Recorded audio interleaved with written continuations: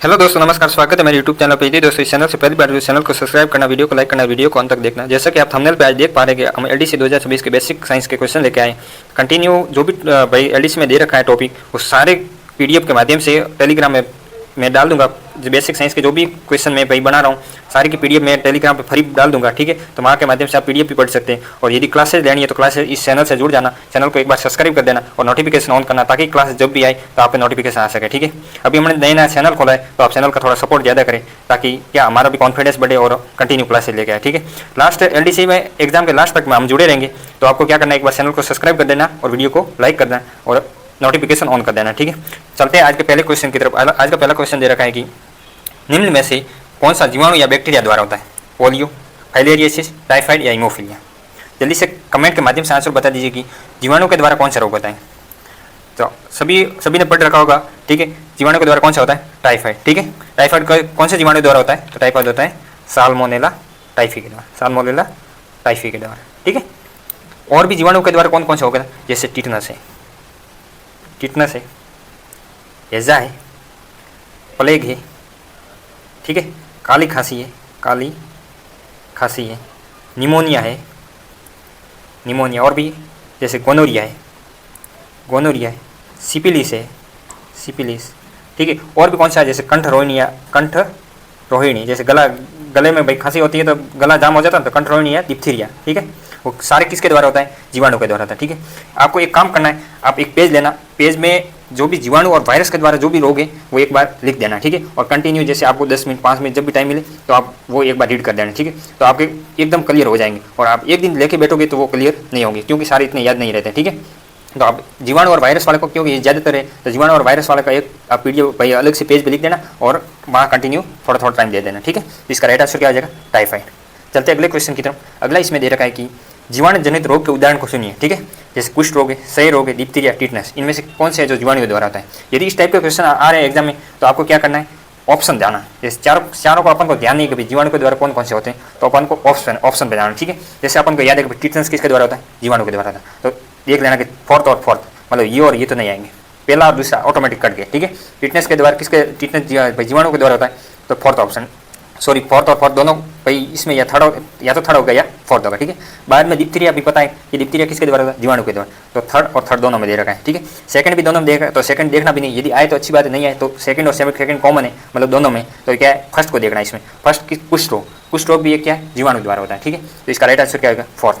यदि इस टाइप का क्वेश्चन आए तो ऐसे सोल्व करना है, क्योंकि पूरे तो अपन को जैसे जीवाणु के द्वारा हो सके भाई इतना प्रेशर एग्जाम में रहता है तो कोई याद नहीं आ जाए, तो सीधे ऑप्शन, इस टाइप का क्वेश्चन आए सीधे ऑप्शन पे चले जाना। तो ऑप्शन से क्या है? काटना है, तो अपन को आसानी से मिलती और भाई आसानी होती क्वेश्चन को सॉल्व करने में और टाइम कम लगता है, ठीक है। चलते अगले क्वेश्चन की तरफ। अगला भी दे रखा है और आजकल एग्जाम में भी ऐसे आने लगे हैं, ठीक है। तो आपको थोड़ा विशेष ध्यान देना, ऑप्शन के माध्यम से थोड़ा स्मार्ट वर्क भी करना है। ऐसा नहीं कि भाई अपन को बस एक पर्सन के पीछे पढ़ गए, ये तो करना मैं बस ये तो मैंने घर से पढ़ के गया, ये तो करूँगा, ऐसा नहीं है। ऑप्शन पे चले जाना, ठीक है। तो क्या टाइम अपन वहाँ इंपॉर्टेंट क्या है? कम टाइम में अपन ज़्यादा से ज़्यादा करना है, ठीक है। जो भी टाइम अपन को एग्जाम में दे रखा उस टाइम में ये सारे क्वेश्चन करने। ऐसा नहीं घर पे बैठेंगे सोचेंगे तो भाई घर पे तो हो जाता है, लेकिन क्या वहाँ टाइम की कमी रहती है, मेन इंपॉर्टेंट यही रहता है, ठीक है। चलते हैं तीसरे क्वेश्चन की तरफ। तीसरा इसमें दे रखा है कि जीवाणु से नहीं होते हैं, ठीक है। जीवाणु द्वारा कौन सा नहीं होता है? ट्यूबरकुलोसिस, पोलिया, खसरा, टाइफाइड या मलेरिया? तो हमने जैसे पहले बात कर चुके पीछे कि टाइफाइड किसके द्वारा होता है? जीवाणु के द्वारा। इसमें क्या पूछा? जीवाणु के द्वारा नहीं होता है। तो सीधे से ऑप्शन पे, जैसे अपन को एक आ रहा है, ऑप्शन पे चले गए। ऑप्शन पे जैसे ABC, BCD, BC और CD, तो D अपन को पता है, तो ये किसके द्वारा? जीवाणु। और इसमें क्या पूछा? जीवाणु के द्वारा नहीं होता है। तो सीधे से ऑप्शन से कट रहा है, तो एक डायरेक्ट अपन को सेकंड टिक कर देना है, बाकी वाले देखने भी नहीं, ठीक है। ये टाइम बच गया, नहीं तो आपको पूरे एक देखते कि भाई तपेदिक किसके द्वारा होता है, पोलियो किसके द्वारा होता है, वो अपन को जैसे पोलियो के भाई वायरस के द्वारा होता है, मलेरिया किसके द्वारा होता है, मलेरिया प्रोटोजोआ के द्वारा होता है। तो सारे एक अपन को करना पता, लेकिन ऑप्शन के माध्यम से डायरेक्ट कट गया, ठीक है। तो इस टाइप के स्मार्ट वर्क अपन को ध्यान रखना है एग्जाम में, ठीक है। चलते अगले क्वेश्चन की तरफ। अगला इसमें दे रखा है कि निम्न में से कौन सा एक विषाणु जनित रोग का नहीं है? एड्स, टाइफाइड, डेंगू या इन्फ्लुएंजा? तो कौन सा विषाणु जनित रोग नहीं? टाइफाइड क्या है? जीवाणु जनित रोग है। टाइफाइड किसके द्वारा होता है? जीवाणु के द्वारा, ठीक है। इसका राइट आंसर क्या आ जाएगा? सेकंड ही राइट आंसर। और कमेंट के माध्यम से भी आंसर कंटिन्यू बता देना, चैनल को एक बार सब्सक्राइब करना और नोटिफिकेशन ऑन कर देना, क्योंकि एलडीसी के एग्जाम के लास्ट तक आपकी क्लास से बेसिक साइंस में यहाँ से कंप्लीट करवा दूंगा। एक भी इससे बाहर एक भी क्वेश्चन नहीं पड़ेगा, ठीक है। लास्ट में एग्जाम होगा जब, तब मैं आपको स्क्रीनशॉट डाल दूंगा कि सारे क्वेश्चन इसमें से आए, क्योंकि पूरी मेहनत के साथ बनाइए। ये पीडीएफ भाई ऐसे नहीं बना दीजिए, ठीक है। बहुत टाइम लगता है और व्यवस्थित बैठ के पीडीएफ बनाइए, ठीक है। चलते अगले क्वेश्चन की तरफ। अगला इसमें दे रखा है कि बैक्टीरिया जनक संक्रामक रोग, एक मिनट में नीचे खींच कर दें, बैक्टीरिया जनक संक्रामक रोग जिसका संक्रमण लैंगिक संपर्क से फैलता है। लैंगिक संपर्क द्वारा कौन सा संक्रामक रोग है जो, और जो बैक्टीरिया द्वारा होता है, ठीक है। लैंगिक संपर्क से भी फैलता है और बैक्टीरिया द्वारा होता है। लैंगिक संपर्क क्या होता है? नर और मादा, नर प्लस मादा का दोनों का कोइटेशन होता है, कोइटेशन या मैटिंग कह सकते हैं, कोइटेशन या मैटिंग होती है, वो लैंगिक संपर्क, ठीक है। तो लैंगिक संपर्क बैक्टीरिया के जनक संक्रामक रोग जो लैंगिक संपर्क द्वारा होता है, कौन सा है? जैसे एड्स, सिफिलिस, सूजा, इनमें से क्या है जो लैंगिक संपर्क से भी फैलता है लेकिन बैक्टीरिया जनित होना चाहिए। एड्स भी एक लैंगिक संपर्क है लेकिन ये बैक्टीरिया द्वारा नहीं होता, ये वायरस द्वारा फैलता है, ठीक है। सिफिलिस और सूजा क्या है? ये बैक्टीरिया जनित रोग और किससे? लैंगिक जन संपर्क से फैलते हैं। तो इसका राइट आंसर क्या आ जाएगा? सेकंड और थर्ड, मतलब सेकंड ऑप्शन इज करेक्ट, ठीक है। चलते अगले क्वेश्चन की तरफ। अगला दे रखा है निमोनिया का रोगजनक क्या है? जीवाणु, कवक, प्रोटोजोआ या विषाणु? निमोनिया किसके द्वारा होता है? तो अपन को पहले पता है, जैसे टाइफाइड है, निमोनिया, ये किसके द्वारा होता है? सारे जीवाणु के द्वारा। तो इसका राइट आंसर क्या आ जाएगा? फर्स्ट, ठीक है। फर्स्ट बताने वाले सभी का आंसर सही है।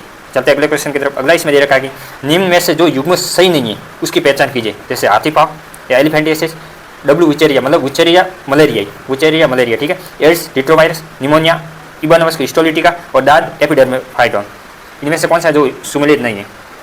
जल्दी से कमेंट के माध्यम से आंसर बता दीजिए कि ऐसा कौन सा है जो सुमेलित नहीं है। तो इसका राइट आंसर क्या आ जाएगा? Third, pneumonia. निमोनिया का रोगजनक कौन है? तो निमोनिया का रोगजनक है स्ट्रेप्टोकोकस निमोनी या हीमोफिलस इन्फ्लुएंजा। स्ट्रेप्टोकोकस निमोनी या हीमोफिलस इन्फ्लुएंजा, ठीक है। और यहाँ दे रखा इबानोवस हिस्टोलिटिका, ये गलत है। तो इनमें से कौन सा सुमेलित नहीं है? थर्ड, ठीक है। हाथी पाँव बिल्कुल सही है, उचेरिया मलेरिया। एड्स किसके? रिट्रोवायरस जनित रिट्रोवायरस के द्वारा फैलता है। और दाग किसके फैला? दाग या रिंगवर्म किससे फैलता है? एपिडर्मोफाइटम। दाग या रिंगवर्म तीनों से फैलता है। एक तो एपिडर्मोफाइटम और कौन से जल्दी से कमेंट के माध्यम से आंसर बता दीजिए। एक माइक्रोस्पोरम आए तो भी सही है, माइक्रोस्पोरम आए तो भी सही है। एपिडर्मोफाइटोन और ट्राइकोफाइटोन, ये तीनों में से यहाँ एक भी आ जाता तो सही था। दाद या रिंगवर्म तीनों से होता है, माइक्रोस्पोरम, ट्राइकोफाइटोन या एपिडर्मोफाइटोन। डायरेक्ट याद रखना है, माइक्रोस्पोरम, ट्राइकोफाइटोन, एपिडर्मोफाइटोन, ठीक है। तीनों क्या है? दाद या रिंगवर्म कहते हैं। खुजली होती है, दाद क्या होता है? खुजली होती है, वही। तो तीनों से ये चलता है, ठीक है। चलते अगले क्वेश्चन की तरफ। अगला इसमें दे रखा है कि निमोनिया किसके कारण होता है? Haemophilus influenzae, Plasmodium falciparum, Salmonella typhi या वुचेरिया बैकअपडाई? जल्दी से कमेंट के माध्यम से बता दिए। अभी मैंने पहले बता दिया निमोनिया, आगे ऊपर जैसे देखो अभी डिस्कस किया था, अगला क्वेश्चन देखो ये आ गया। तो निमोनिया किससे फैलता है? हीमोफिलस इन्फ्लुएंजा या यहाँ आ जाता है स्ट्रेप्टोकोकस निमोनी, ये आता तो भी सही था, ठीक है। ये दोनों के द्वारा फैलता है, स्ट्रेप्टोकोकस निमोनी और हीमोफिलस इन्फ्लुएंजा। जो भी रोगजनक और रोग कारक है वो जीवाणु और वायरस दोनों के याद रखने हैं। तब तो मैं बता रहा हूँ पहले से ही कि एक पेज पे सारे लिख दो, रोगजनक और रोग कारक, ठीक है। तो क्या आपको आसानी होगी, क्वेश्चन देखते ही डायरेक्ट टिक हो जाएगा। तो इसका राइट आंसर क्या आ जाएगा? फर्स्ट, ठीक है। चलते अगले क्वेश्चन की तरफ। अगला इसमें दे रखा कि भारत में सर्वाधिक होने वाली टीबी है यकृत की, रक्त की, अस्थि की या फेफड़ों की? भारत में सर्वाधिक टीबी कौन सी है? तो इसका राइट आंसर क्या आ जाएगा? फेफड़ों की, ठीक है। फेफड़ों की सबसे ज़्यादा टीबी होती है, ठीक है, भारत में। चलते अगले क्वेश्चन की तरफ। अगला दे रखा कि प्लेग किससे फैलता है? जीवाणु, प्रोटोजोआ, विषाणु या उपरोक्त सभी? तो प्लेग किससे फैलता है? जीवाणु द्वारा, ठीक है। प्लेग एक जीवाणु जनित रोग, ठीक है। प्लेग किससे फैलता है? जीवाणु द्वारा, ठीक है। इसका राइट आंसर क्या आ जाएगा? फर्स्ट। चलते अगले क्वेश्चन की तरफ। अगला इसमें दे रखा है कि टाइफाइड का कारण है एचेसेरिया, साल्मोनेला, माइक्रोबैक्टीरिया या जियार्डिया? टाइफाइड किससे होता है? तो अभी ऊपर डिस्कस किया कि टाइफाइड किससे होता है? साल्मोनेला टाइफी से, ठीक है। साल्मोनेला टाइफी, ये पानी और संदूषित पानी मतलब खराब पानी और भोजन से ये फैलता है, ठीक है। और कौन सा इसका रोग कारक क्या है? साल्मोनेला टाइफी, ठीक है। चलते अगले क्वेश्चन की तरफ। अगला इसमें दे रखा है, ये इंपॉर्टेंट भाई, विडाल वाला। विडाल परीक्षण पुष्टि करता है मलेरिया की, टाइफाइड की, एड्स की या डेंगू की? विडाल किसकी पुष्टि करता है? तो विडाल किसकी पुष्टि करता है? टाइफाइड की, ठीक है। तो इसका राइट आंसर क्या हो जाएगा? सेकंड। रिपीट भाई, ये ज़्यादा सांस है। विडाल परीक्षण किसकी पुष्टि करता है? टाइफाइड की। ध्यान रखना एलडीसी वाले, सभी एलडीसी वाले ध्यान रखना भाई, विडाल परीक्षण पुष्टि किसका करता है? टाइफाइड वाला, ठीक है। चलते अगले क्वेश्चन की तरफ। अगला दे रखा है कि टाइफाइड मेरी उपनाम को दिया जाता है, मेरी चेंग, मेरी मेस्कॉन, मेरी कॉम या मेरी मेलोन? टाइफाइड मेरी किसका उपनाम है? तो इसका राइट आंसर क्या हो जाएगा? मेरी मेलोन का। फोर्थ ऑप्शन ही करेक्ट, सभी फोर्थ ऑप्शन बताने वाले सभी स्टूडेंट का राइट है, ठीक है। चलते अगले क्वेश्चन की तरफ। अगला इसमें दे रखा है कि हेजा के रोगाणु की खोज किसने की थी? रॉबर्ट कोच, रेने रेलनेक, ड्रेसर या हेंसन? तो हेजा की खोज किसने की थी? तो हेजा की खोज किसने की थी? रॉबर्ट कोच ने। फर्स्ट ऑप्शन ही राइट, ठीक है। चलते अगले क्वेश्चन की तरफ। अगला इसमें दे रखा है कि संक्रामक रोग हेजा का कारण है Vibrio cholerae, microbacteria tuberculosis, microbacteria leprae या क्लोस्ट्रिडियम टिटेनी? हैजा किसके द्वारा होता है? हैजा किसके द्वारा था? विब्रियो पोलैरि द्वारा, ठीक है। इसका राइट आंसर क्या हो जाएगा? फर्स्ट। चलते अगले क्वेश्चन की तरफ। अगला इसमें दे रखा है, आजकल देखो ऐसे ऐसे कथन और कारण वाला भी आने लग गया, ठीक है। जैसे कथन दे रखा हूँ, हर टाइप के क्वेश्चन लेके आए हो। आज का भाई पैटर्न ध्यान में रखते हुए मैं सारे क्वेश्चन लेके आए हो, ठीक है। इसमें दे रखा है कि नीचे 2 कथन सर्वाधिक उपयुक्त कथन का चुनाव कीजिए। जैसे टिटनस प्रोटोजोआ के कारण होता है। दूसरा दे रखा है कि काली खांसी से पीड़ित व्यक्ति हूप ध्वनि उत्पन्न करता है। जल्दी से कमेंट के माध्यम से आंसर बता दीजिए कि दोनों कथन सही है या गलत है, दोनों एक सही है एक गलत है, या दोनों ही गलत है। तो पहले बता रहा कि टिटनस किससे होता है? टिटनस एक जीवाणु जनित रोग है, ठीक है। तो यहाँ दे रखा प्रोटोजोआ होती है, फर्स्ट ऑप्शन तो गलत हो गया, ठीक है। दूसरा क्या दे रखा है? दूसरा दे रखा है कि काली खांसी से पीड़ित व्यक्ति हूप ध्वनि उत्पन्न करता है। ये सही है या गलत? जल्दी से बता दीजिए। काली खांसी से पीड़ित व्यक्ति हूप ध्वनि उत्पन्न करता है, सही है गलत है? बिल्कुल सही है ये। काली खांसी से पीड़ित व्यक्ति क्या है? खांसी करता है, तो वो क्या है? खांसी करने पर ध्वनि निकलती है, वो हूप ध्वनि नाम दिया जाता है। तो हूप ध्वनि उत्पन्न करता है, ये बिल्कुल सही है। तो पहला तो गलत है लेकिन दूसरा सही है। इसमें दे रखा है एक और दोनों सही है, फर्स्ट और दोनों गलत है। फर्स्ट सही है लेकिन सेकंड गलत है, फर्स्ट गलत है लेकिन सेकंड सही है। इसका राइट आंसर क्या आ जाएगा? फोर्थ। फर्स्ट तो गलत है लेकिन सेकंड सही है, ठीक है। चलते अगले क्वेश्चन की तरफ। अगला इसमें दे रखा है कि एड्स वायरस होता है जैसे एक सूत्री आरएनए मतलब सिंगल स्ट्रैंड आरएनए, दोहरी सूत्री आरएनए मतलब डबल स्ट्रैंड आरएनए, एक सूत्री डीएनए मतलब सिंगल स्ट्रैंड डीएनए, या दोहरी सूत्री डीएनए मतलब डबल स्ट्रैंड डीएनए। तो एड्स क्या है? एड्स एक वायरस है, वो कौन सा है? जल्दी कमेंट के माध्यम से बता दीजिए कि एड्स क्या है? एक सिंगल स्ट्रैंड आरएनए। इसका राइट आंसर क्या आ जाएगा? फर्स्ट, ठीक है। एड्स क्या है? एक सिंगल स्ट्रैंड आरएनए, ठीक है, ध्यान रखना है। चलते अगले क्वेश्चन की तरफ। अगला दे रखा है कि एड्स में मुख्य रूप से प्रभावित क्या होता है?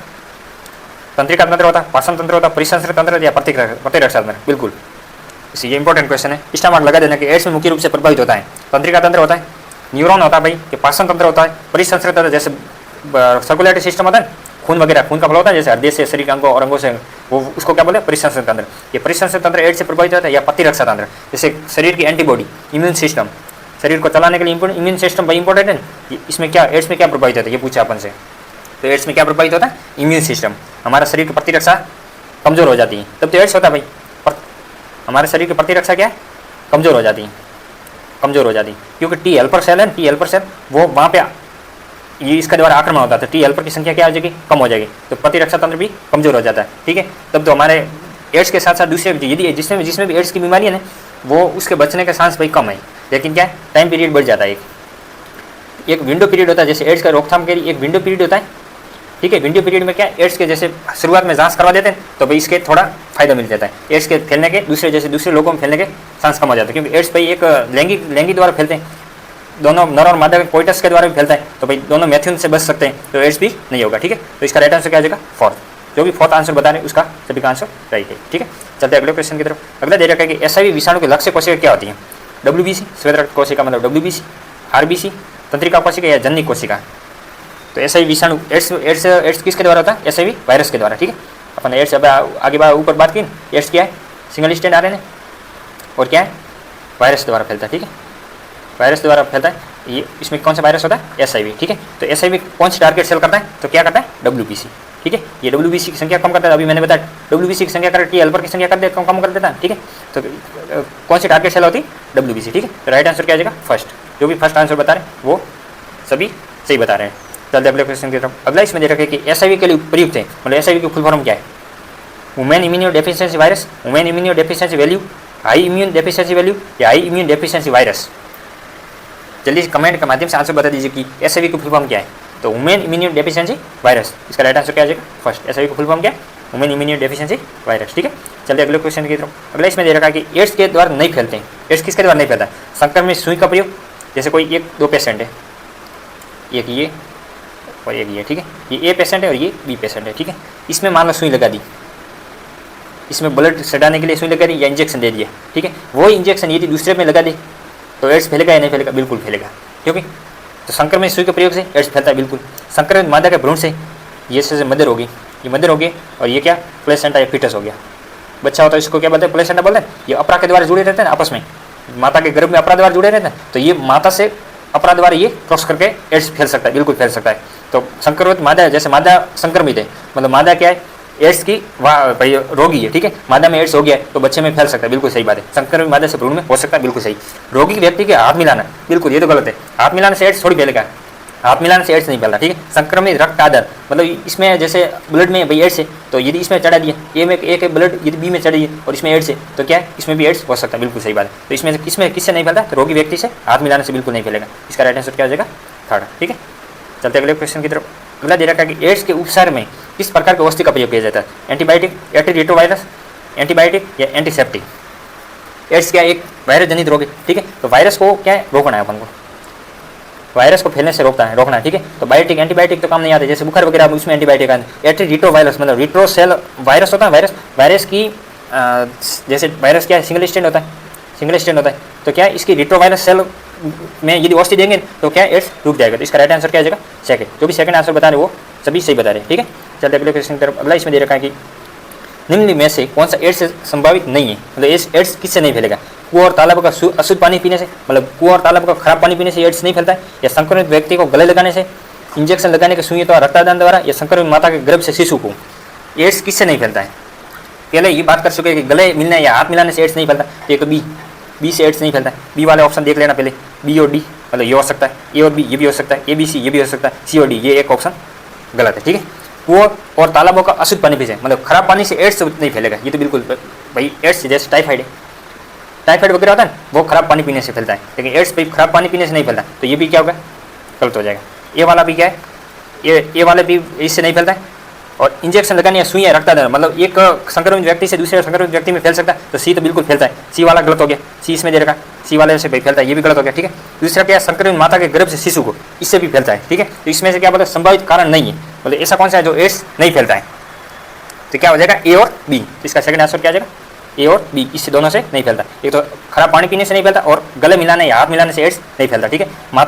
माता से भ्रूण के द्वारा फैल सकता है, और खराब ब्लड जैसे मानो ए और बी दो पेशेंट है, तो ए में यदि एड्स हो गया और इसका रक्त बी में चढ़ा दिया तो भी एड्स हो सकता है बी वाले को, ठीक है। इसका राइट आंसर क्या आ जाएगा, सेकंड।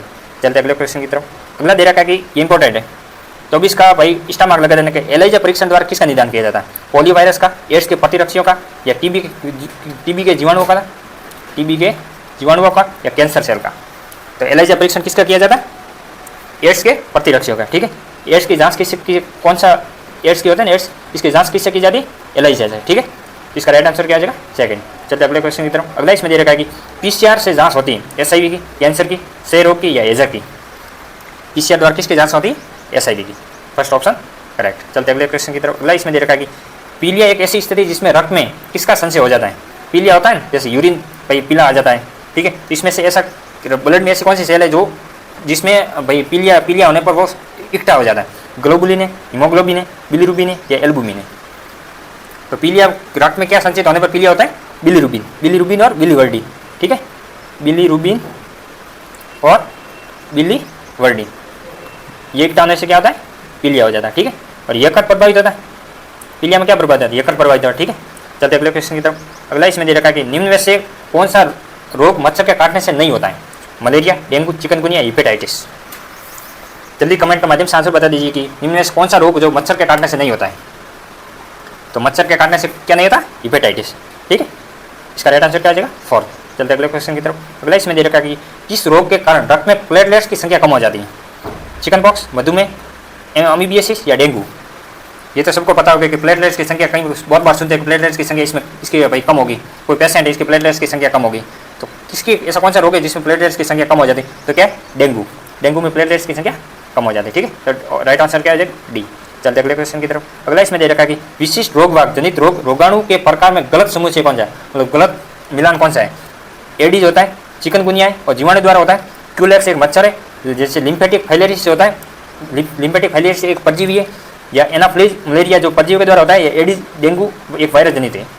इसमें से ऐसा कौन सा भाई जो गलत है, ऐसा कौन सा समुच्चय जो कि गलत है। तो एडीज क्या एक जीवाणु जनित रोग नहीं है, एडीज एक वायरस है, ठीक है। एडीज इजिप्टाई एक वायरस है जिसके द्वारा फैलता है, तो इसमें दिया रखा है कि एडीज चिकनगुनिया एक जीवाणु जनित है, बिल्कुल ये गलत है। इसका राइट आंसर क्या आ जाएगा, फर्स्ट। ये गलत समुच्चय है, इसका राइट आंसर क्या आ जाएगा, फर्स्ट। एडीज एक चिकनगुनिया जो कि वायरस जनित है, ठीक है। चलते अगले क्वेश्चन की तरफ। अगला इसमें दे रखा है कि डेंगू ज्वर के विषय में क्या सही है, डेंगू के बारे में क्या सही। ये सर्वाधिक सामान्य रूप से पाया जाने वाला एक आर्बो वायरस संक्रमण है, बिल्कुल सही, ये वायरस है, ठीक है। पिछले 2-3 दशकों में भारत में इसके संपात कम हो रहा है, गलत बात है। डेंगू कंटिन्यू बढ़ रहा है, डेंगू से थोड़ी कम हो रहा है, ये तो गलत है। ठीक है, सेकंड तो गलत है। तीसरा क्या दे रखा है, महामारी और स्थानिक रोग दोनों के रूप में हो सकता है, बिल्कुल ये महामारी के रूप में भी फैल सकता है, ये परिवेश और तापमान पर जीवित रहता है, बिल्कुल सही है। इसका राइट आंसर क्या आ जाएगा, जल्दी से कमेंट के माध्यम से बता दीजिए कि डेंगू के क्या लक्षण सही है। तो इसका राइट आंसर क्या आ जाएगा, फर्स्ट, थर्ड और फोर्थ, ठीक है। ये इसकी भाई भारत में इसकी संख्या कम थोड़ी हो रही, बढ़ रही है, ठीक है। चलते अगले क्वेश्चन की तरफ। अगला दे रखा है कि मलेरिया नामक रोग कौन से मच्छर के काटने से फैलता है, क्यूलेक्स मच्छर, मादा एनाफ्लेज मच्छर, डेंगू या नर एनाफ्लेज मच्छर। तो मलेरिया किससे फैलता है, मलेरिया मादा एनाफ्लेज मच्छर, ठीक है। सेकंड आंसर इज करेक्ट, ठीक है। नर का या नहीं, नर के काटने से नहीं फैलता है, ये मादा के काटने से फैलता है, ठीक है, ध्यान रखना है, ये गलती नहीं करनी है। मादा एनाफ्लेज मच्छर के काटने से मलेरिया फैलता है, ठीक है। चलते अगले क्वेश्चन की तरफ। अगला इसमें दे रखा है कि प्लाज्मोडियम परजीवी का वाहक है, टिक, मच्छर, मक्खी या जुएं। जल्दी से कमेंट के माध्यम से आंसर बता दीजिए कि प्लाज्मोडियम परजीवी का वाहक कौन है। तो इसका राइट आंसर क्या आ जाएगा, मच्छर, ठीक है, बी ऑप्शन इज करेक्ट।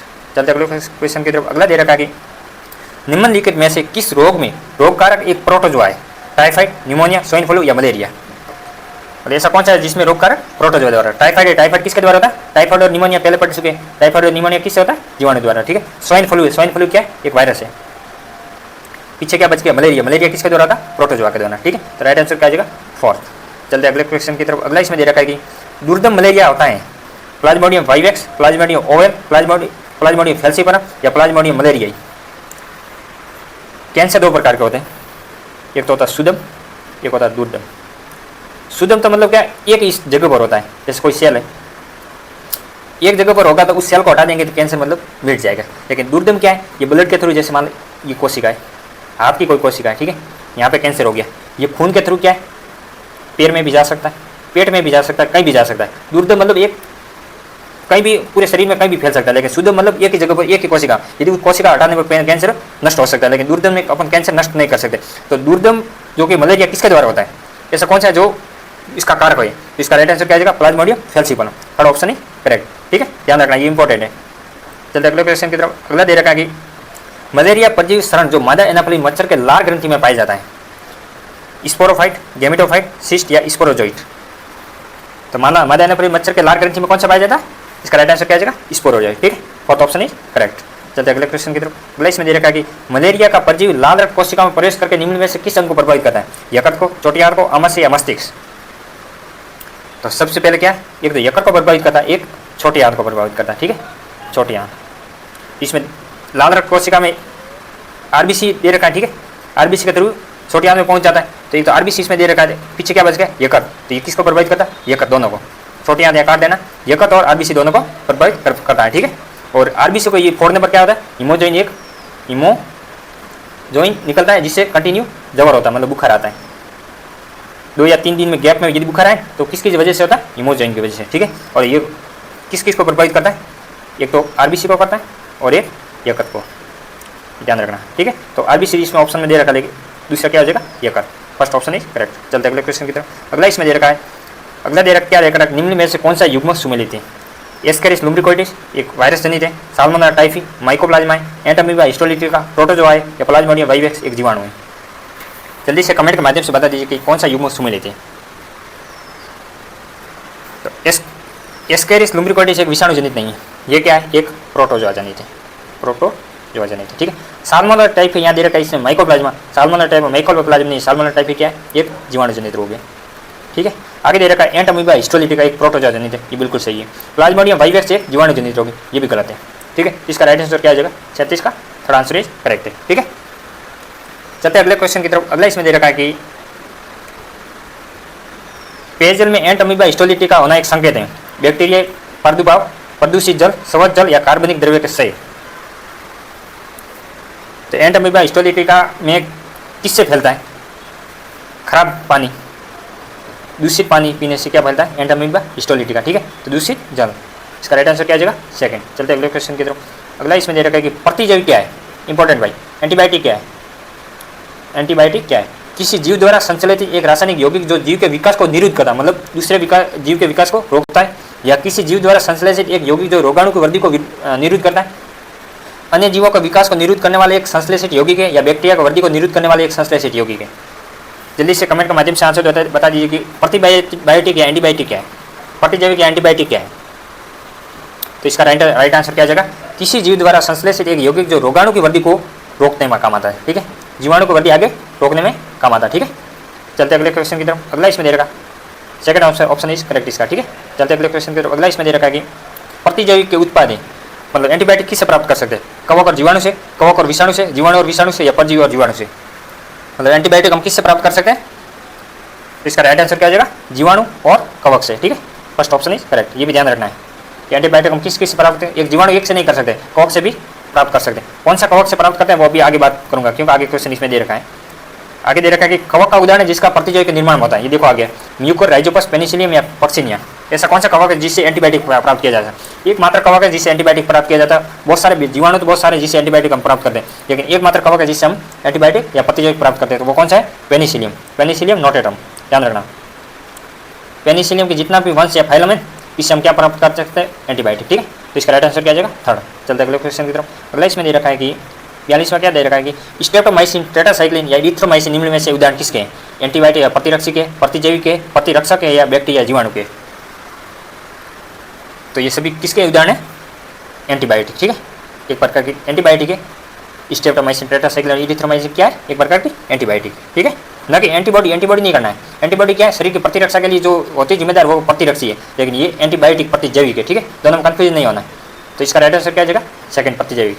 चलते अगले क्वेश्चन की तरफ। अगला इसमें दे रखा है कि निम्न में से असंक्रामक रोग है, मतलब एक जैसे ए पर्सन है और बी पर्सन है, तो ए से बी नहीं फैलता है, ऐसा कौन सा है, एड्स, कैंसर, कोरोना या सामान्य जुकाम। तो बिल्कुल एड्स तो फैलता है एक दूसरे से, माता या जैसे मदर है और फीटस है, ये तो अपरा के द्वारा फैलता है, मतलब एक पर्सन से दूसरे में फैलता है, तो ये तो एक संक्रामक रोग हो गया। कोरोना है, कोरोना को आपको पता है, इसके बारे में बताना ही नहीं। कोरोना तो भाई अपन 2021 2020 अपन फेस कर चुके, कोरोना के बारे में क्या बात करें। तो सामान्य जुकाम भी होता है, जैसे कोई व्यक्ति भाई जिसको जुकाम हो रखा है तो अगले पर्सन को भी जुकाम हो सकता है, ये भी एक संक्रामक रोग है। लेकिन कैंसर क्या है, एक असंक्रामक रोग है, ये एक दूसरे से नहीं फैलता है। ठीक है, इसका राइट आंसर क्या आ जाएगा, सेकंड। चलते अगले क्वेश्चन की तरफ। अगला दे रखा है कि निम्न में से किसमें रासायनिक कैंसर का कारण है, यूवी, पराबैंगनी किरणें, एक्सरे, तंबाकू के धुआं या गामा किरणें। जल्दी से कमेंट के माध्यम से आंसर बता दीजिए कि रासायनिक कैंसर का कारक कौन है। यूवी है, एक्सरे और गामा किरणें, ये क्या है, ये एक विकिरण है। ठीक है, विकिरण कारक है। ठीक है, न कि एक रासायनिक कारक है। लेकिन रासायनिक कारक के बारे में पूछे तो रासायनिक कारक कौन सा है, तंबाकू का धुआं। ठीक है, तंबाकू के धुएं में क्या पता है आपको, सभी को पता होगा तंबाकू के धुएं में क्या होता है, निकोटीन। ठीक है, ये क्या है, एक रासायनिक है, निकोटीन का रसायन है। तो रासायनिक कैंसर का कारक कौन है, तंबाकू का धुआं। तो इसका राइट आंसर क्या आ जाएगा, थर्ड। चलते अगले क्वेश्चन की तरफ। अगला इसमें दे रखा कि निम्नलिखित विषाणु में से कौन सा आम सर्दी का कारण है, मतलब सामान्य जुकाम कौन सा, भाई ऐसा कौन सा विषाणु है जो सामान्य जुकाम का कारण है, राइनोविरस विषाणु, T4 विषाणु, MZ विषाणु या सिमियन विषाणु 4। इंपॉर्टेंट है भाई, वायरस का एक इस वायरस का याद रखना है, ये ऐसा कौन सा है जो सामान्य सर्दी जुकाम के लिए जिम्मेदार है, कौन सा है, राइनो विषाणु। ठीक है, फर्स्ट ऑप्शन इज करेक्ट। चलते अगले क्वेश्चन की तरफ। अगला इसमें दे रखा कि भोजन व जल वाहित रोग है, मलेरिया, हेजा, अमीबा या पेस्टिस या अमीबा। ऐसा कौन से रोग है जो भोजन और जल से फैलते हैं। तो मलेरिया तो बिल्कुल गलत बात है, मलेरिया भोजन और जल से नहीं फैलता। हेजा और पेस्टिस दोनों में जल्दी से इसका कमेंट के माध्यम से आंसर बता दीजिए कि हेजा और अमीबा में से कौन सा है जो जल और भोजन के द्वारा फैलता है। तो ये दोनों ही क्या है, भोजन और जल से फैलते हैं। ठीक है, तो इसका राइट आंसर क्या आ जाएगा, बी और सी, थर्ड ऑप्शन ही करेक्ट। चलते अगले क्वेश्चन की तरफ। अगला इसमें दे रखा है कि सलीपाद फील पाँव के कारण होता है। सलीपाद फील पाँव या हाथी पाँव होता है, वो किससे फैलता है, इंपॉर्टेंट भाई। सलीपाद या फील पाँव या हाथी पाँव किससे होता है, फाइलेरिया कर्मी से होता है, सप्ता कर्मी से होता है, फीता कर्मी से होता है, या इनमें से कोई नहीं। तो सलीपाद या फील पाँव किससे होता है, फाइलेरिया कर्मी से। ठीक है, फर्स्ट ऑप्शन इज करेक्ट। ठीक है, इसमें क्या जनन तंत्र प्रभावित होते हैं, जैसे ये पैर हो गया, तो इसमें पैर क्या हाथी के समान हो जाता है, मतलब इतना चौड़ा हो जाता है इस रोग में, ये पैर हाथी के समान होता है। पहले पैर प्रभावित होता है, उसके बाद क्या जनन अंग भी प्रभावित होना स्टार्ट हो जाता है। ठीक है, तो वो उससे क्या बोलता है, सलीपाद या फील पाँव। ठीक है, या हाथी पाँव भी कह सकते हैं। चलते अगले क्वेश्चन की तरफ। अगला इसमें दे रखा कि गोलकृमि एक मानव परजीवी है जो शुद्धांत्र में पाया जाता है, यकृत में पाया जाता है, जठर रस में पाया जाता है, या वर्धांत्र में पाया जाता है। तो गोलकृमि कहाँ पाया जाता है, शुद्धांत्र को छोटी आंत कहते हैं, वर्धांत्र क्या बोलते हैं, बड़ी आंत। ठीक है, तो गोलकृमि क्या है, एक छोटी आंत में पाया जाने वाला। ठीक है, तो शुद्धांत्र में पाया जाता है, फर्स्ट ऑप्शन है करेक्ट। चलते अगले क्वेश्चन की तरफ। अगला इसमें दे रखा कि कवक द्वारा फैलने वाली बीमारी कौन सी है, round worm, ring worm, tap worm या फाइलेरिया, या गोलकृमि, वलयकृमि, फीताकृमि या फाइलेरिया। तो कवक द्वारा फैलती कौन सी है? रिंगवर्म। दाद होती है ना, दाद, खुजली दाद होती है, वो किससे फैलती है? कवक द्वारा फैलती है। और कौन सा कवक? रिंगवर्म से। ठीक है, इसका राइट आंसर क्या आ जाएगा? सेकंड। कवक का याद रखना है भाई, दाद या खुजली किससे फैलती है? कवक द्वारा फैलती है। ठीक है, और कौन सा कवक है? रिंगवर्म। ठीक है, चलते अगले क्वेश्चन की तरफ। अगला इसमें दे रखा है कि एक मनुष्य में 44+X0 गुणसूत्र पाया जाता है, तो वो कौन सा है? टर्नर का सिंड्रोम है, डाउन सिंड्रोम है, जैकब सिंड्रोम या मंगोलियन मूर्ख है? टोटल हमारे में कितने क्रोमोसोम पाया जाता है? 46 क्रोमोसोम पाया जाता है। ठीक है, या 23 जोड़े भी कह सकते हैं। ठीक है, 22 तो अलिंग सूत्र होते हैं और 2 क्या आते हैं? लिंग गुणसूत्र पाया जाता है। एक्स वाई हो सकता है और एक्स एक्स होता है। एक्स एक्स मादा में होता है और एक्स वाई किस में होता है? नर में होता है। ठीक है, तो इसमें क्या दे रखा है कि एक मनुष्य में 44+X0 गुणसूत्र पाया जाता है, मतलब एक गुणसूत्र की कमी। 44 और 45 हो गए, तो टोटल कितने होते हैं? 46 होते हैं, मतलब एक गुणसूत्र की कमी है। ठीक है, तो X0 गुणसूत्र किस में पाया जाता है? तो वो एक प्रकार के टर्नर सिंड्रोम हो जाएगा। ठीक है, फर्स्ट ऑप्शन इज करेक्ट। ये भी इंपॉर्टेंट है, बहुत बार रिपीटेड हुआ कि ऐसा कौन सा जिसमें 44+X0 गुणसूत्र पाया जाता है, तो वो क्या है? टर्नर का सिंड्रोम हो जाएगा। ठीक है, चलते अगले क्वेश्चन की तरफ। अगला इसमें दे रखा है कि माता वर्णा तथा पिता सामान्य हो तो निम्न कितने प्रतिशत लड़कों में वर्णांधता का संभावना है? ठीक है, वर्णांध मतलब कलर ब्लाइंडनेस, दिखना बंद हो जाता है, तो माता वर्णांध है। माता जैसे XX और पिता सामान्य। पिता क्या होता है? नर होता है, XY हो गया। ठीक है, इसमें पूछा इसे माता वर्णांध है, मतलब माता कलर ब्लाइंडनेस, इंग्लिश में इसको वर्णांध को क्या बोलते हैं? कलर ब्लाइंडनेस बोल सकते हैं। ठीक है, तो XY माता तो भाई वर्णांध है, और पिता क्या है? सामान्य, मतलब पिता एक नॉर्मल है। तो ऐसे कितने लड़कों में पूछा है? टोटल नहीं पूछा है, लड़कों में कितनी संभावना है? तो XY तो कॉमन हो गया, एक XY मान लो इसमें से ले लिया, और XY। ठीक है, दोनों का क्रॉसिंग करवाएंगे, तो 1 मिनट में वापस लिख देता हूँ। XY ये नर हो गया और XC ये मादा हो गया। ठीक है, इसमें नर का पूछा है तो नर का इसमें जैसे X और Y ये दो अलग कर देना, और XC दो कॉमन आ जाएंगे, XC। ठीक है, तो नर का पूछा है तो नर का क्या हो जाएगा? XCY, और मादा का क्या हो जाएगा? XCX। ठीक है, तो नर का टोटल 100% नरों में क्या होगा? ये वर्णांध से पीड़ित होगी। ठीक है, इसका राइट आंसर क्या आ जाएगा? 100। Fourth option is correct. ठीक है, मैंने बता दिया भाई, एक बार रिपीट कर देता वापस, जिसको भी समझ नहीं आया एक बार ध्यान से वापस देखना है कि नर क्या होता है? XY होता है, ये तो सबको पता है। मादा क्या होती है? XX। ठीक है, इसमें क्या पूछा? माता वर्णांध है। ठीक है, मतलब माता तो प्रभावित है, XC, और पिता क्या बोला इसने? सामान्य बोला। ये पिताजी मैंने नॉर्मल कर दिया। ठीक है, ये दोनों गुणसूत्र मैं अलग कर दूंगा, X और Y। ये पिता वाला गुणसूत्र अलग कर दिया, माता वाला XC दोनों में, तो मैं एक कॉमन ले लेता हूँ, X ये कॉमन ले लिया। ठीक है, दोनों XC लिखूंगा तो क्या है? थोड़ा ट्रिकी हो जाएगा, लेकिन एक जैसे मैंने कॉमन ले लिया XC, तो अब क्या है? XCX हो जाएगा। एक तो जोड़ा XCX बन गया, और एक क्या बन जाएगा? XCY। ठीक है, तो इसमें लड़कों का पूछा है कि लड़कों में वर्णांधता की संभावना कितनी है? तो XCY लड़के 100% लड़कों में क्या है? वर्णांधता की संभावना। ठीक है, ये 50% भाई, दो एक लड़के हो गया एक लड़का हो गया। ठीक है, तो 50% लड़की और 50% लड़के। ठीक है, 2 लड़के मान लो, 2 लड़के 50% हो गए, लेकिन टोटल लड़कों में वर्णांधता कितने परसेंट है? 100% है। ठीक है, इसका राइट आंसर क्या आ जाएगा? 4। चलते अगले क्वेश्चन की तरफ। एक इस टाइप का एक और क्वेश्चन मैं लेके आया आगे, वहाँ यदि इसमें समझ में नहीं आए तो आगे देख लेना अभी वापस से। ठीक है, समझ में आ जाएगा। चलते अगले क्वेश्चन की तरफ। अगला इसमें दे रखा कि वर्णांध व्यक्ति किन रंगों में अंतर नहीं कर पाता है? पीला और सफेद रंग में, हरा और नीला रंग में, लाल और हरा, या काला या पीला? तो वर्णांध व्यक्ति कौन से रंगों में कलर स्पष्टीकरण नहीं कर पाता? लाल और हरा। ठीक है, और वर्णांध व्यक्ति को भाई ट्रेन वगैरह होते हैं, उसमें नौकरी भी नहीं दी जाती, क्योंकि लाल सिग्नल क्या होता है? रुकने का होता है, और हरा सिग्नल क्या है? चलने का होता है, वो उसमें दिखाई नहीं देगा, तो भाई भर्ती में नहीं लेंगे। ठीक है, चलते अगले क्वेश्चन की तरफ। अगला इसमें दे रखा कि यदि माता वाहक है, ठीक है, और पिता सामान्य हो तो निम्न लड़कों में हीमोफीलिया होने की संभावना कितनी? इसमें माता वाहक पूछा। माता वाहक मतलब जैसे 2 क्रोमोसोम हो गए, मादा मतलब XX हो गया, पिता XY हो गया। ठीक है, माता वाहक पूछा, यदि प्रभावित रोग होगा, जैसे हीमोफीलिया को XH में लिख देता हूँ। ठीक है, XS और XX, ये तो नॉर्मल हो गया। 3 इसमें बढ़ेंगे क्रोमोसोम, ये तो XX वाला नॉर्मल हो गया, ये क्या हो गया? वाहक हो गया, और ये क्या होगी? रोगी होगी। तो इसमें क्या पूछा? वाहक का पूछा, मतलब ये मैं उठा के यहाँ पुट कर दूंगा, तो XHY कर सकता हूँ। ठीक है, आगे क्या पूछा इसने?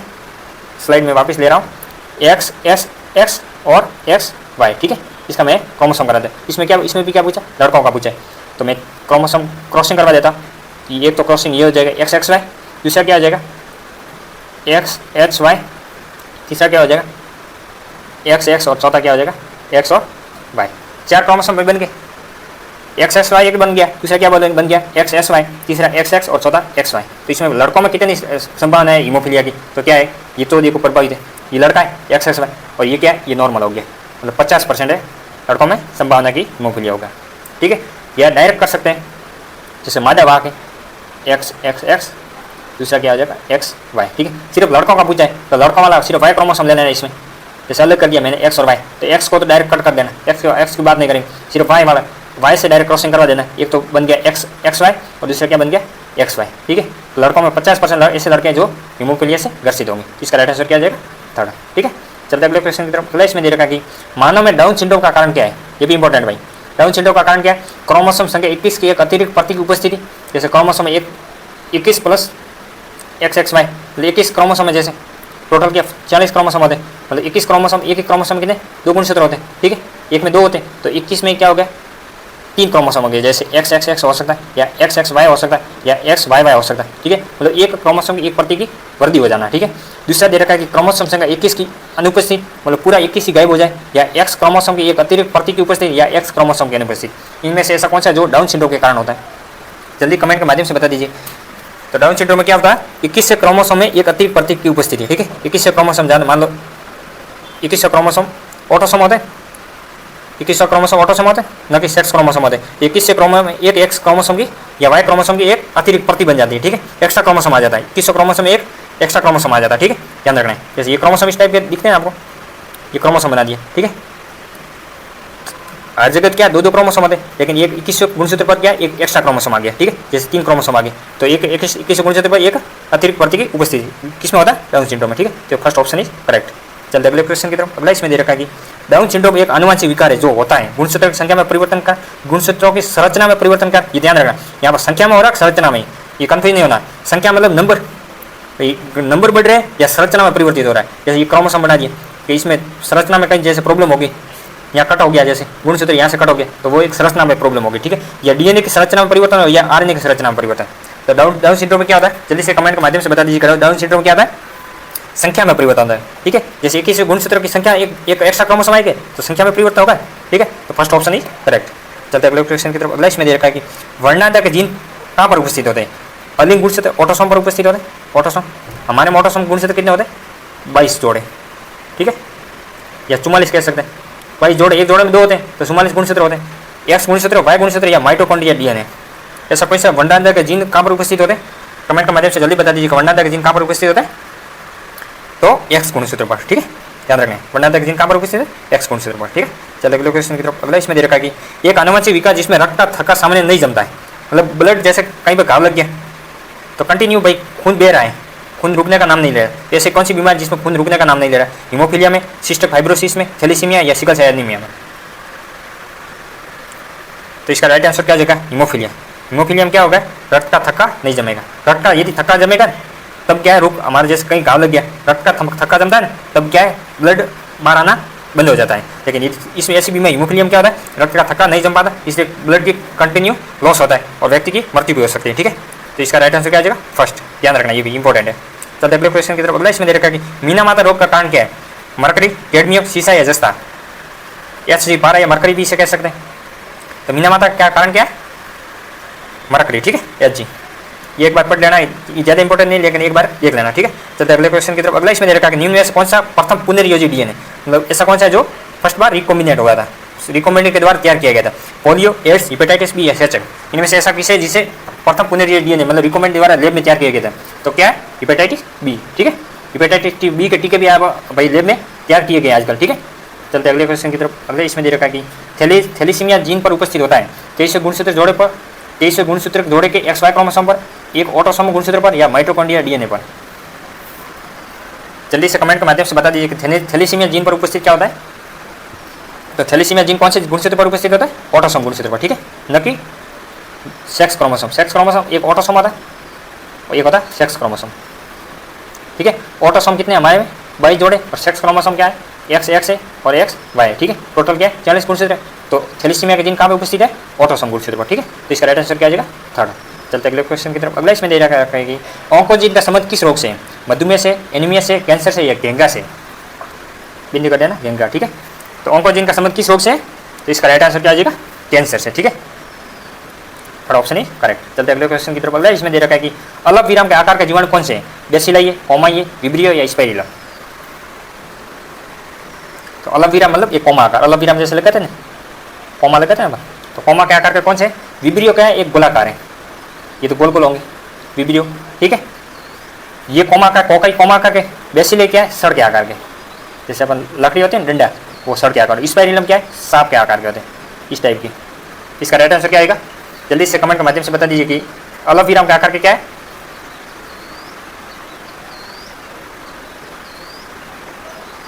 जल्दी से कमेंट के माध्यम से बता दीजिए कि अल्पविराम आकार के क्या है, विब्रियो पोलरी। ठीक है, इसका राइट आंसर क्या आ जाएगा, थर्ड। ठीक है, मैं वापस आपको समझा देता हूँ कि बेसिले क्या है, एक सड़ के आकार का। ठीक है, ये सड़ बना दी मैंने, तो बेसिले क्या है, सड़ के आकार का। ठीक है, कोकाई पोल आकार के होते हैं, विब्रियो क्या है, ओमा आकार के होते हैं, और स्पाइरिलम क्या है, सांप के आकार है। पहले मैंने उल्टा बता दिया था। ठीक है, एक बार वापस देख लेना, मैंने पहले उल्टा बता दिया, विब्रियो वाला मैंने गोलाकार बता दी थी, लेकिन विब्रियो क्या आता है, ओमा आकार का था। ठीक है, अल्पविराम या ओमा आकार का। ठीक है, तो इसका राइट आंसर क्या आ जाएगा, थर्ड। चलते अगले क्वेश्चन की तरफ। अगला इसमें दे रखा है कि रूमेटॉइड आर्थराइटिस क्या है, ये भी इंपॉर्टेंट है। रूमेटॉइड आर्थराइटिस क्या है, एक प्रतिरक्षित है, अतिसंवेदी या जीवाणुविक या कवकीय है। तो रूमेटॉइड आर्थराइटिस क्या है, ऑटोसोमल प्रतिरक्षित है, ऑटोसोम है। ठीक है, ऑटोसोम द्वारा होती है। इसका राइट आंसर क्या आ जाएगा, फर्स्ट। चलते अगले क्वेश्चन की तरफ। अगला इसमें दे रखा है कि जीव विज्ञान में रोग प्रतिरक्षक का क्या अर्थ है, संक्रमण से लड़ने की क्षमता, बीमारियों से लड़ने की क्षमता, जलन और एलर्जी से बचने की पर्याप्त सहनशीलता, या ये सभी। प्रतिरक्षा क्या है, प्रतिरक्षा क्या है, हमारे कोई भी रोग होता है इसके प्रति शरीर की एंटीबॉडी का निर्माण होना। ठीक है, तो संक्रमण से लड़ने की क्षमता, शरीर के संक्रमण से लड़ने की क्षमता, वो भी प्रतिरक्षा है। बीमारियों से लड़ने की क्षमता, बिल्कुल कोई बीमारी हमारे शरीर में न हो तो हमारे शरीर की प्रतिरक्षा क्या है, इसे लड़ने का काम करती है। जलन और एलर्जी से बचने की, भाई एलर्जी किसी को होती है तो वो भी क्या है, प्रतिरक्षा हमारे को मदद करती है बचने में। और क्या ये सभी, तो इसका राइट आंसर क्या आ जाएगा, फोर्थ। ठीक है, चलते अगले क्वेश्चन की तरफ। अगला इसमें दे रखा है कि क्रेटिनिज्म क्या है, यौनारंभ में होने वाला एक रोग है, बच्चों में होने वाला एक रोग है, या वृद्ध व्यक्ति को होने वाला रोग है, या स्त्री में होने वाला रोग है। तो क्रेटिनिज्म क्या है, क्रेटिनिज्म किसे होता है, थायरोक्सिन हार्मोन होता है। थायरोक्सिन हार्मोन की यदि कमी हो जाए तो क्या है, क्रेटिनिज्म होता है। और थायरोक्सिन हार्मोन की कमी से किसमें क्रेटिनिज्म होता है, जल्दी से कमेंट के माध्यम से बता दीजिए। तो क्या है, बच्चों में होने वाला एक रोग है। ठीक है, तो राइट ऑप्शन क्या है, सेकंड। चलते अगले क्वेश्चन की तरफ। इसमें दे रखा है इंपॉर्टेंट दही वाला कि दही जमाने वाले बायोटेक्नोलॉजी की प्रक्रिया, एक मिनट में क्वेश्चन बड़ा कर देता हूँ, थोड़ा कट रहा है क्वेश्चन। हाँ अब ठीक है, कि दही जमाने की बायोटेक्नोलॉजी की प्रक्रिया में निम्नलिखित जीवों की आवश्यकता होती है, जीवाणु, विषाणु, कवक या प्रोटोजोआ। हमारे घरों में सभी के दही तो भाई खाया होगा सभी ने, तो दही जमता है तो इसमें कौन सा जीवाणु होता है जो दही को जमाने में हेल्प करता है, या कौन सा विषाणु होता है, कवक होता है, प्रोटोजोआ, इसमें से क्या होता है जो दही को जमाने में मदद करता है। तो क्या एक जीवाणु होता है। ठीक है, उस जीवाणु का नाम क्या होता है, लैक्टिक एसिड बैक्टीरिया होता है। ठीक है, लैब से डायरेक्ट शॉर्ट फॉर्म ले सकते हैं, लैक्टिक एसिड बैक्टीरिया। ठीक है, एक जीवाणु होता है जो दही जमाने में मदद करता है। ठीक है, तो फर्स्ट ऑप्शन है करेक्ट। चलते अगले क्वेश्चन की तरफ। अगला इसमें दे रखा है कि 1996 में शेषक के टीके की खोज किसने की थी, ये भी डायरेक्ट बहुत बार रिपीटेड हुआ है, बहुत बार डायरेक्ट क्वेश्चन पूछा कि शेषक के टीके की खोज किसने की थी, लुई पास्चर ने, जोनास चालक ने, एडवर्ड जेनर या डेविड स्मिथ ने। तो शेषक के टीके की खोज किसने की थी, एडवर्ड जेनर ने। ठीक है, थर्ड ऑप्शन है करेक्ट। चलते अगले क्वेश्चन की तरफ। अगला इसमें दे रखा है कि कौन सा परजीवी सिर्फ किसी मेजबान जीव की कोशिकाओं के भीतर प्रजनन करता है, मतलब ऐसा कौन सा जीव है जो दूसरे की कोशिका में, जैसे ये हो गया जीवाणु कोई, और ये हो गया प्रोटोजोआ मान लो। ठीक है, ये प्रोटोजोआ हो गए तो दूसरे की सेल में प्रजनन करता है, इसकी खुद की सेल में नहीं, जैसे जीवाणु की सेल में प्रजनन करेगा। ठीक है, संख्या, जीवाणु की संख्या बढ़ेगी तो इसमें क्या है, इसकी भी संख्या यदि साथ साथ बढ़ेगी। तो ऐसे कौन सा है जो दूसरे जीवाणु की संख्या कोशिकाओं के भीतर प्रजनन करता है, मतलब उसके नंबर बढ़ाता है। तो क्या आ जाएगा, वायरस, प्रोटोजोआ, अमीबा या जीवाणु। तो इसका राइट आंसर क्या आ जाएगा, वायरस। ठीक है, वायरस में क्या है, दूसरे की सेल को दूसरे की कोशिका होगी ना, उस पर क्या अटैक करेगा और उसका नंबर बढ़ाना स्टार्ट करेगा, तो उस जीवाणु के नंबर नहीं बढ़ेंगे। इसमें क्या है, वायरस जैसे होगा ना उसके नंबर बढ़ना स्टार्ट हो जाएंगे, तभी तो हमारे एंटीबॉडी, वायरस जो भी वायरस जनित रोग है इसमें क्या है, एंटीबॉडी के नंबर जल्दी कम हो जाते हैं।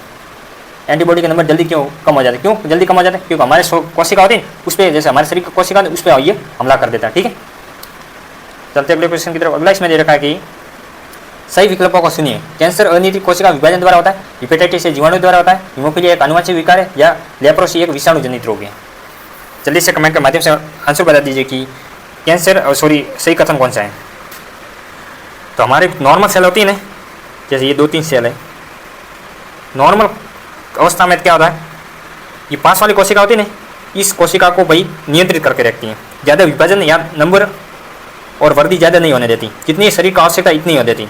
लेकिन कैंसर कोशिका में क्या है, इसकी वृद्धि अनियमित हो जाती, जैसे नंबर भाई बढ़ाने शरीर की कोशिका के नंबर 1 की जरूरत है, लेकिन ये कैंसर सेल में 5 वाली कोशिका को भाई मदद नहीं करती, तो क्या एक की जगह 5 से 7 कोशिका बन जाती। इस प्रकार से हमारे शरीर में हजारों संख्या में कोशिका है, तो हजारों कोशिका एक्स्ट्रा बन जाती है। ठीक है, तो कैंसर कोशिका अनियमित कोशिका विभाजन कारण होता है, बिल्कुल सही। आगे क्या दे रखा है, हिपेटाइटिस ए जीवाणु के द्वारा होता है। ये सही है गलत, जल्दी से कमेंट के माध्यम से बता दीजिए कि ये सही है या गलत है। तो हिपेटाइटिस ए जीवाणु के द्वारा होता है, ये गलत है, ठीक है, जीवाणु के द्वारा नहीं होता। आगे दे रखा है कि हीमोफीलिया एक आनुवंशिक विकार, बिल्कुल सही, हीमोफीलिया एक आनुवंशिक विकार। आगे दे रखा है लेप्रोसी विषाणु जनित रोग है, ये गलत है। लेप्रोसी क्या है, जीवाणु जनित रोग है, ठीक है। इसका राइट आंसर क्या आ जाएगा, 69 का राइट आंसर क्या आ जाएगा, ए और सी, ठीक है, फर्स्ट ऑप्शन इज करेक्ट। जो भी फर्स्ट बता रहे हैं उसका सभी का आंसर सही है, ठीक है। अब ज़्यादा क्वेश्चन नहीं रहे, 2-4 ही रहे, ठीक है, जल्दी क्लास पूरी हो जाएगी। अभी ये दे रखा मिलान वाले क्वेश्चन आए। मिलान वाला दे रखा है निम्नलिखित में से सम्मिलित कीजिए तथा सही उत्तर का चयन कीजिए। वायरस जनित रोग, जीवाणु जनित रोग, प्रोटोजोआ जनित रोग या कुपोषण के कारण, तपेदिक, मलेरिया, क्वाशियोकर या चिकन पॉक्स। 70 का जल्दी से कमेंट के माध्यम से आंसर बता दीजिए इसमें क्या आएगा। तो वायरस जनित रोग क्या है, वायरस जनित रोग है बिल्कुल, चिकन पॉक्स एक वायरस जनित रोग है, ठीक है, चिकन पॉक्स एक वायरस जनित रोग है। ए में फोर्थ किस में आ रहा है, इसमें फर्स्ट आ रहा है, इसमें फोर्थ आ रहा है, इसमें थर्ड आ रहा है, इसमें सेकंड, बिल्कुल, तो इसका डायरेक्ट टिक हो जाएगा सेकंड आंसर, ठीक है। बाकी वाले ऑप्शन देखने भी नहीं। वायरस जनित रोग कौन सा है, चिकन पॉक्स है। या दूसरे आपको जीवाणु जनित रोग के बारे में याद है, वो भी कर सकते हैं। जीवाणु जनित तपेदिक क्या है, जीवाणु जनित रोग है, ठीक है। बी में फर्स्ट इसमें आ रहा था, ये भी देखो, या तो ए या बी दोनों से एक ऑप्शन पकड़ के कर सकते हैं, ठीक है। तो पूरे एक चेक नहीं करना है, एक ऑप्शन से डायरेक्ट टिक कर देना, ठीक है, थोड़ा स्मार्ट वर्क करना है एग्जाम में। चलते अगले क्वेश्चन की तरफ। अगला इसमें दे रखा है कि कौन सा रोग यौन संचारित रोग का उदाहरण नहीं है, ठीक है, गोनोरिया, सिफिलिस, जननिक परिसरप या टीबी। इसमें से ऐसा कौन सा रोग है जो यौन संचारित रोग नहीं है। तो इसका राइट आंसर क्या आ जाएगा, फोर्थ एक यौन संचारित रोग नहीं है। यौन संचारित रोग कौन कौन से, जैसे गोनोरिया है, सिफिलिस है, हर्पीज है, एड्स है, ये क्या है, एक प्रकार के यौन संचारित रोग है, ठीक है। यौन संचारित रोग या STI भी कह सकते हैं, इंग्लिश में क्या बोलते हैं, STI, ठीक है। ये एक दूसरे से फैलते हैं, ठीक है, यौन संपर्क में आपस में संपर्क में आने से ये फैलते हैं, ठीक है। तो टीबी ये क्या है, एक जीवाणु जनित रोग है, ठीक है, ये यौन संपर्क से नहीं फैलता, ठीक है। तो राइट आंसर क्या आ जाएगा, फोर्थ। चलते अगले क्वेश्चन की तरफ। अगला इसमें दे रखा है कि एक मैं थोड़ा जूम कर देता हूँ। निम्नलिखित का सही मिलान कीजिए, हस्तीपाद या सलीपाद या हाथी पाँव, बात कीजिए हाथी पाँव, ठीक है। अमीबियता, निमोनिया या सामान्य जुकाम, rhinovirus, Haemophilus influenzae, Wuchereria ब्रैकोपटा या ये हिस्टोलिटिका, ठीक है, एंटामीबा हिस्टोलिटिका, ठीक है। इनमें से सही मिलान करना है।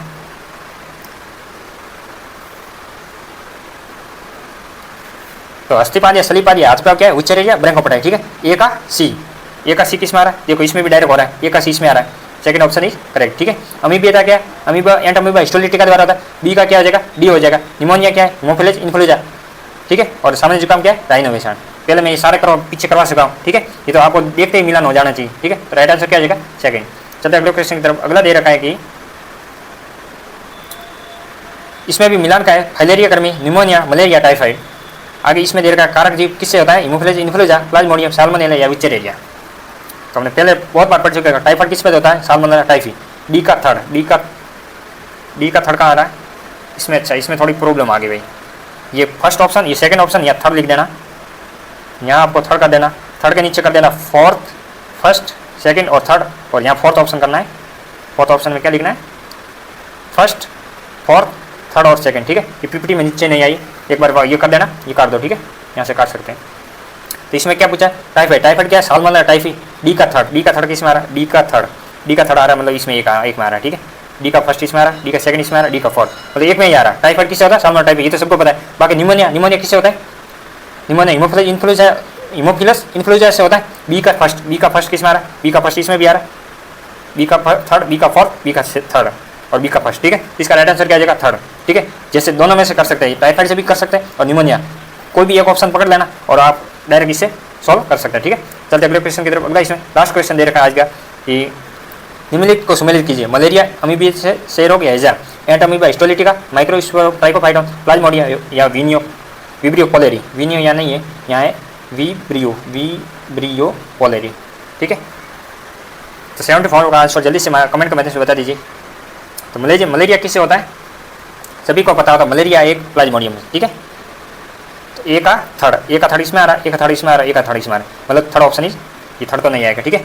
अमीबियसिस किससे होता है, अमीबियसिस होता है एंट अमीबा हिस्टोलिटिका द्वारा। बी का फर्स्ट इसमें आ रहा है, बी का सेकंड, बी का फर्स्ट, मतलब सेकंड ऑप्शन भी गलत कट जाएगा, ठीक है। हैजा किसके द्वारा होता है, हैजा होता है विब्रियो पोलेरी के द्वारा, ठीक है। डी का फोर्थ किसमें आ रहा है, डी का फोर्थ इसमें आ रहा है, डी का सेकंड इसमें आ रहा है, मतलब इसका राइट आंसर क्या आ जाएगा, फोर्थ, ठीक है। आज थोड़ी लंबी क्लास थी, लेकिन आपको उम्मीद है कि आपको क्लास ये पसंद आई होगी। यदि वीडियो आपको पसंद आए तो एक बार चैनल को सब्सक्राइब जरूर करें और वीडियो को लाइक कर देना। ठीक है, धन्यवाद।